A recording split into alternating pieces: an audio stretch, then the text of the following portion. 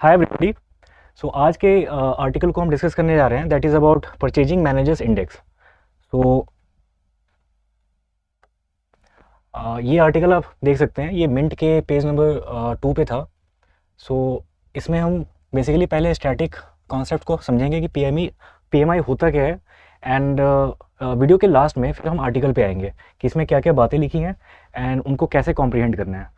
But article को समझने के लिए एज़ यूजुअल जो हम करते हैं पहले कि हम स्टैटिक वीडियो को पहले कवर करते हैं, राइट। तो पहले हम ये समझेंगे कि पीएमआई है क्या। सो इस वीडियो में हम mostly we will talk about these 4 things कि पीएमआई होता क्या है, इसको कौन सी एजेंसी इसे पब्लिश करती है, देन सर्वे की मेथोडोलॉजी क्या है, देन सर्वे के रिजल्ट्स को रीड कैसे करना है, एंड किसी भी इकोनॉमी में उसकी इम्प्लीकेशन क्या है। सो सबसे पहले हम ये देखेंगे कि पीएमआई होती क्या है। सो इस इंडेक्स में 2 सेक्टर्स हैं, पहला मैन्युफैक्चरिंग,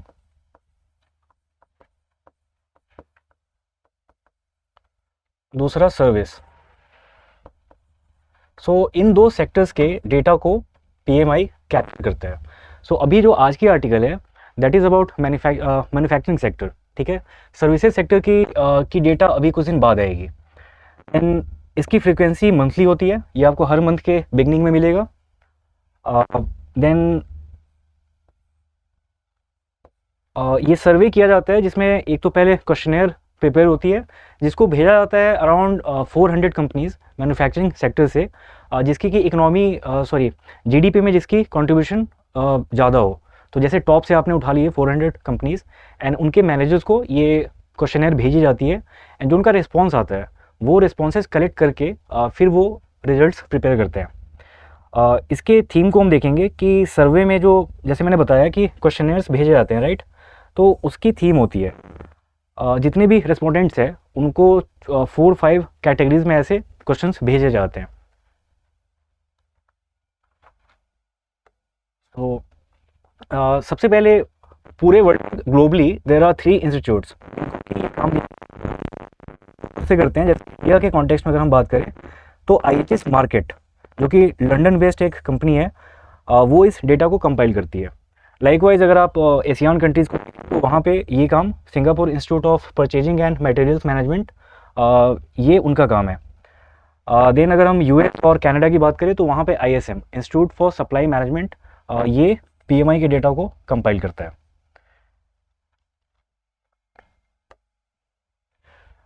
देन जो मैं बात कर रहा था पहले कि इसके थीम्स क्या हैं, तो जो क्वेश्चंस भेजे जाते हैं मैनेजर्स को, तो उसमें सबसे पहला होता है कि एम्प्लॉयमेंट का लेवल कितना बढ़ा है या कितना रिड्यूस हुआ है as compared to the previous month, ठीक है।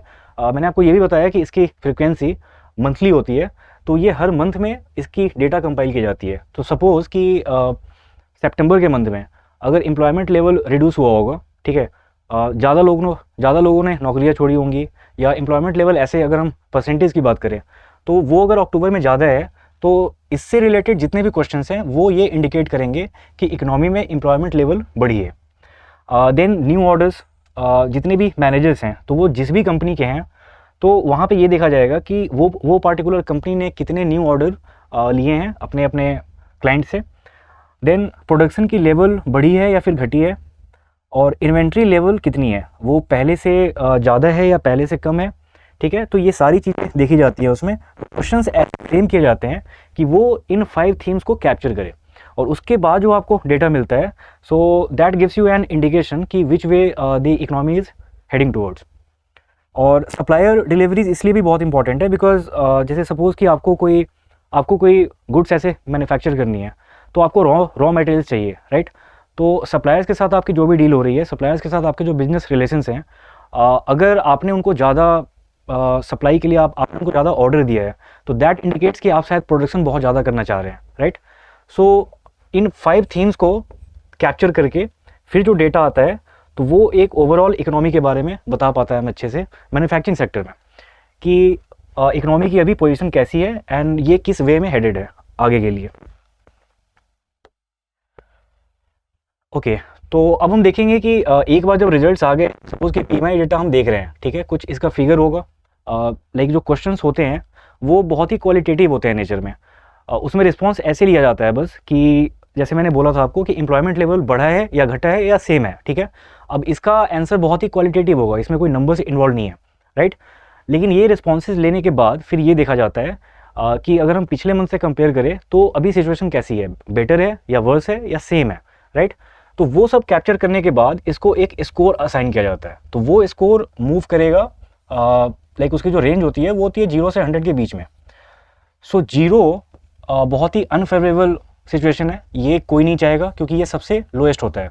100 मैक्सिमम है, बट ये भी नॉर्मली हो नहीं पाता है। आप स्कोर देखोगे तो वो अराउंड 40 हो सकता है, 50 होगा, 60 होगा, 70 हो सकता है, बट 100 रेयरली होता है किसी का। 100 अब तक जो हमने देखा है उसमें 100 किसी का भी नहीं रहा है। सो अब इसके मैं अगर ऐसे सेग्रीगेट करूं तो हम इसको ऐसे कर लेते हैं कि 50 है, फिर मोर देन 50 है और लेस देन 50 है। अगर स्कोर इसमें 50 रहा दैट मीन्स कि जो प्रीवियस मंथ का डेटा था, सो इस मंथ उसमें बहुत ज़्यादा चेंजेस नहीं हुए हैं। सो अगर स्कोर 50 है, PMI जब भी रिलीज़ होती है उसमें अगर किसी भी कंट्री का स्कोर ये आता है 50 आता है, सो दैट मीन्स कि प्रीवियस मंथ और इस मंथ में कोई कुछ खास ऐसे चेंजेस हुए नहीं हैं। बट अगर स्कोर बिलो 50 आता है दैट इंडिकेट्स कि that economy is going through contraction, okay. And अगर मोर देन 50 आता है सो दैट मीन्स वो आपको बताएगा कि इकोनॉमी एक्सपेंड हो रही है। सो अभी इंडिया का क्या स्कोर है वो हम अभी देखेंगे इसके जस्ट बाद। लेकिन आपको ये याद रखना है कि अगर लेस देन 50 है दैट मीन्स कॉन्ट्रैक्शन, अगर 50 है सो सिचुएशन सेम है, एंड मोर देन 50 हुई तो वो इंडिकेट करेगा कि economy is going through expansion. अब मैंने आपको बता दिया कि लेस देन 50 की क्या मीनिंग है, अगर 50 हो तो उसकी क्या मीनिंग है, मोर देन 50 की क्या मीनिंग है। सो दैट मीन्स कि जो आपके पास डेटा आ रहा है और आपने उसमें देखा था कि कितने कितने थीम्स थे उसमें, राइट। तो उसमें हम ये भी देखते हैं कि सप्लायर्स के पास कितने ऑर्डर हैं हमारे, हमने कितने ऑर्डर्स लिए हैं अपने क्लाइंट से। तो ये जो सारी चीज़ें होती है ना, इनके लॉन्ग टर्म इम्प्लीकेशंस होते हैं, राइट। एंड अगर उसी डेटा को कैप्चर करके कोई इंडेक्स आ रही है तो वो हमें एक्चुअली फ्यूचर के डायरेक्शन को बताता है, ठीक है। सो इसको हम बोल सकते हैं कि ये एक लीडिंग इंडिकेटर है। नाउ इंडिकेटर्स दो टाइप के हो सकते हैं, एक लीडिंग दूसरा लैगिंग। लैगिंग वो होता है जिस पास्ट डेटा को कंपाइल करते हैं, उसके बाद जो रिपोर्ट्स आती हैं तो वो हमें ये बताती हैं कि पिछले महीने में या पिछले क्वार्टर में क्या रहा था सिनेरियो, ठीक है। बट ये जो डेटा है ना ये हमें आगे का बताता है कि आगे क्या होने वाला है, राइट। जैसे मैं एग्जांपल दूं तो जीडीपी हो गया, ठीक है। जीडीपी एक लैगिंग इंडिकेटर है, बिकॉज जीडीपी जब भी कैलकुलेट होती है तो वो किसी क्वार्टर की होगी या फिर ईयरली हो सकती है। तो उसमें हमें ये पता चलता है कि पिछले क्वार्टर की वैल्यू क्या थी, ठीक है, या फिर ग्रोथ कितने की हुई है, ठीक है। तो हम पहले के डेटा की बात कर रहे हैं। बट पीएमआई में जो चीज़ें सामने आती हैं ना उससे हमें ये पता चलता है कि इकोनॉमी की आने वाले दिनों में क्या सिचुएशन रहने वाली है, ठीक है। तो इसलिए इसको हम लीडिंग इंडिकेटर बोलते हैं, ठीक है। और ये हमें आगे का बताता है कि इकोनॉमी किस वे में जा रही है। दूसरा ये कि ये एक लीडिंग इंडिकेटर है और इसलिए ये बहुत सारे दूसरे जो इंडिकेटर्स होते हैं उससे ये बहुत पैरामीटर्स पे बेटर है। क्यों? क्योंकि जब भी आपको कोई लैगिंग इंडिकेटर जैसे कि जीडीपी हो गया तो वो आपको काफ़ी डिले मिलता है, ठीक है, काफ़ी लेट से वो डेटा मिलती है आपको। सो अगर कोई डिसीजन है जो आपको लेनी है तुरंत, ठीक है, तो आपके लिए पीएमआई एक अच्छा टूल हो सकता है, ना कि जीडीपी। क्योंकि जीडीपी की फिगर जब तक आएगी तब तक आप शायद देर हो चुकी होगी, आप डिसीजंस ढंग से नहीं ले पाओगे। सो इसलिए पीएमआई एक बहुत अच्छा इंडिकेटर है। अब हम आते हैं आर्टिकल पे। सो अब एक चीज़ देखना है यहाँ, ये देखोगे कि यहाँ पे लिखा है S&P global manufacturing purchasing managers index, ठीक है। मैंने तो आपको ये बताया था कि इंडिया के कॉन्टेक्स्ट में ये डेटा IHS मार्केट कंपाइल करती है, राइट। तो उसका रीज़न है यहाँ पे S&P ग्लोबल क्यों देख रहा है आपको, बिकॉज आप इनके ऑफिशियल साइट पे जाओगे तो यहाँ पे लिखा हुआ है कि IHS market now is a part of S&P global, ठीक है।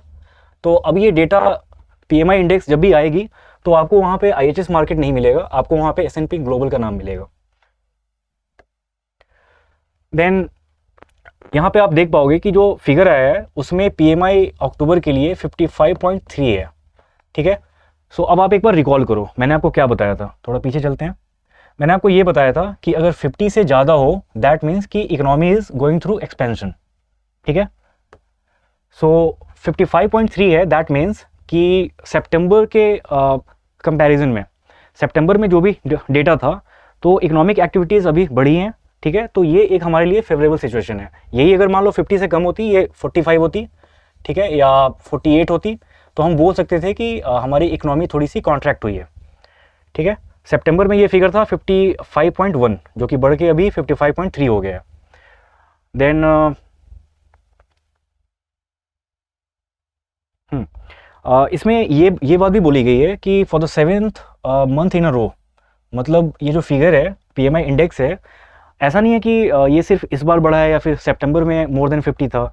अगर हम पास्ट 7 मंथ्स को देखें सो हमारा 50 प्लस रहा है। सो अगर सस्टेन्ड वे में एक लंबे टाइम तक अगर PMI की वैल्यू 50 से एबव है, सो ये हमें बताता है कि हमारी इकोनॉमी सस्टेनेबल है एंड हम कॉन्स्टेंटली अच्छा कर रहे हैं, ठीक है। सो अब आर्टिकल को जब आप रीड करोगे तो इसमें बहुत कुछ है जो शायद पहले समझ में नहीं आता, लेकिन मैंने इसका स्टैटिक बता दिया है आपको। तो आप एक बार आर्टिकल रीड करना, इसमें ऐसा कुछ है नहीं ज़्यादा। बस ये बात हो रही है कि मैन्युफैक्चरिंग सेक्टर में बहुत सारी एक्टिविटीज़ ऐसी हो रही है जो कि हमारे एक्सपेंशन को इंडिकेट करता है। सो कुछ और भी इसमें आपको नेम्स मिलेंगे, जैसे Nomura's leading index of Asia's exports, ठीक है, एग्रीगेट एक्सपोर्ट्स। तो इसने ये बोला है कि अभी ग्लोबली ऐसा देखा गया है कि एक्सपोर्ट्स हर जगह हर कंट्री में स्लो डाउन हुई है, but India is one of the exceptions जहाँ पे ग्रोथ अभी भी हो रही है एक्सपोर्ट के फील्ड में, ठीक है। तो ये आपको वो बताता है। जितने भी और भी इंडिकेटर्स हैं ग्लोबली, तो हर जगह यही रिजल्ट निकल के आ रही है कि इंडिया की इकनॉमी वो बाकी बहुत सारे कंट्रीज से काफ़ी अच्छा कर रही है, ठीक है। सो उसी में एक एडिशन PMI का था जो आज आया है। सो आप ये आर्टिकल को रीड करना, ये बहुत अच्छे से समझ में आएगा। नाउ हमने बहुत दिनों से ये सेशन किया नहीं था क्योंकि बीच में छुट्टियां थी, एंड जैसा आप देख पा रहे होगे कि अभी सेटअप थोड़ा सा बेटर हुआ है पहले से। सो हम इसको आगे से कंटिन्यू करेंगे एंड अब से वीक डेज़ में हर दिन आर्टिकल्स हमारी आया करेंगे। फर्दर हम ये भी करने जा रहे हैं कि जैसे टेलीग्राम चैनल पे हम 4, 5, 6 आर्टिकल्स ऐसे हर दिन पोस्ट करते हैं जो भी एग्ज़ाम के पॉइंट ऑफ व्यू से इंपॉर्टेंट है। सो एक्सप्लेनेशन तो यहाँ पे आपको एक ही आर्टिकल की मिलती है, लेकिन हम आपको थोड़ा से नोट्स बना के ऐसे देंगे जिससे कि वो बाकी सारे आर्टिकल्स भी कवर हो जाए। एंड इन द इवनिंग जब आप ये सब पढ़ लोगे तो उसके बाद उन आर्टिकल्स के ऊपर हम आपको क्वेश्चंस भी देंगे प्रैक्टिस के लिए। सो ये सब स्टार्ट हम करेंगे अभी। सो आप ये आर्टिकल देख के एक बार पढ़ना अच्छे से, स्टैटिक जो भी हमने डिस्कस किया है उसको एक बार देखना, आर्टिकल को रीड करके फिर इन केस अगर कुछ दिक्कत हो रही है समझने में तो आप यहाँ पे कमेंट बॉक्स में भी बता सकते हैं हमें। सो अगर ये आर्टिकल पसंद आई है तो प्लीज़ वीडियो को लाइक कीजिएगा एंड अपने फ्रेंड्स के साथ लिंक इसकी शेयर कीजिएगा। Thanks a lot.